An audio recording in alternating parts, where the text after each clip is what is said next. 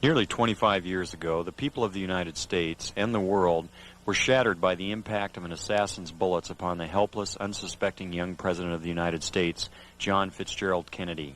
The horrendous wound inflicted by those bullets has penetrated deeply into the body and soul of America, destroying the very lives of thousands and the heart and trust and political will of literally millions. In the years that have passed since this tragic event removed from the world stage perhaps one of the most promising human agents of peace and progressive political development, we have been fed one officially sanctioned lie after another, beginning with a blue ribbon cover-up commission to a castrated Senate Select Committee seeking to shed light upon an event deliberately enshrouded in deception, concealment, and outright falsehood.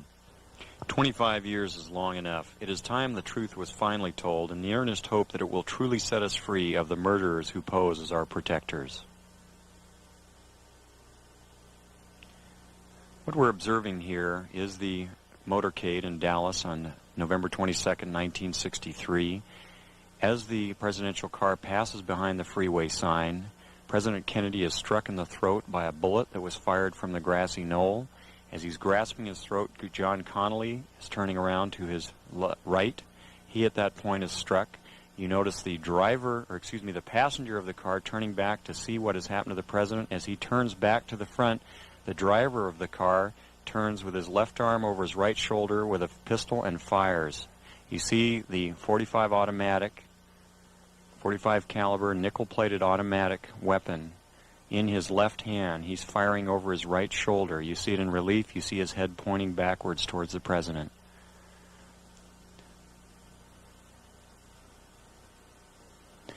In this enhanced close-up, you see the impact of the bullet upon the president. The force of the shot drives him violently backward against the back of the seat. You see Mrs. Kennedy react in horror. The ugly gaping wound, which is evident here, according to many observers at the scene, was actually created on the print. This was not the actual nature of the wound. But you notice that Mrs. Kennedy wasted no time in trying to exit the vehicle because she clearly was able to determine exactly where that shot had originated, and it was her personal bodyguard, Clint Hill, another Secret Service agent, who attempted to keep her in. What the arrow is indicating here is what appears to be the outline of a man, a hat, and his rifle. The arrow is pointing to the rifle barrel of the man in the bushes who possibly was the rifleman on the grassy knoll who fired that shot. Another view taken by another photographer. Again, you see Mrs. Kennedy trying to exit the vehicle from behind, being pushed back in by her bodyguard. A number of witnesses on the scene rushing towards the vehicle.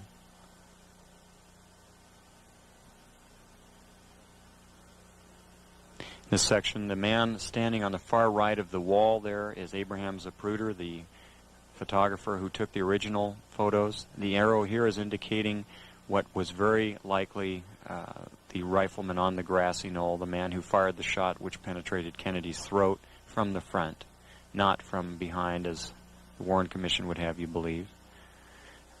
Very interesting note also that the motorcycle policemen were told to remain behind the car at all times. Here you see the passenger in the front turning back, looking at the president. Instead of jumping back to assist him, he turns forward. The driver's now rotating. The weapon comes into view, and he fires.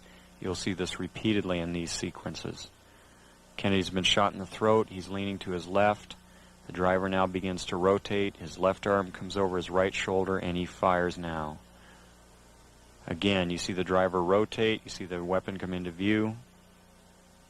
He's rotating again. The weapon is in view. He fires. You can clearly see his head turning and his arm and the weapon extending into view over his right shoulder. Many of the witnesses indicated that the car slowed almost to a virtual halt at about this point.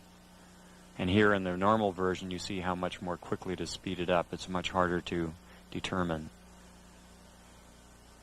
Many of the people who asked the question why Jackie Kennedy did not report this, it should be fairly evident that she wasted no time in getting away from the attacker. For those of you who were able to see it the first time out, pretty shocking, wasn't it?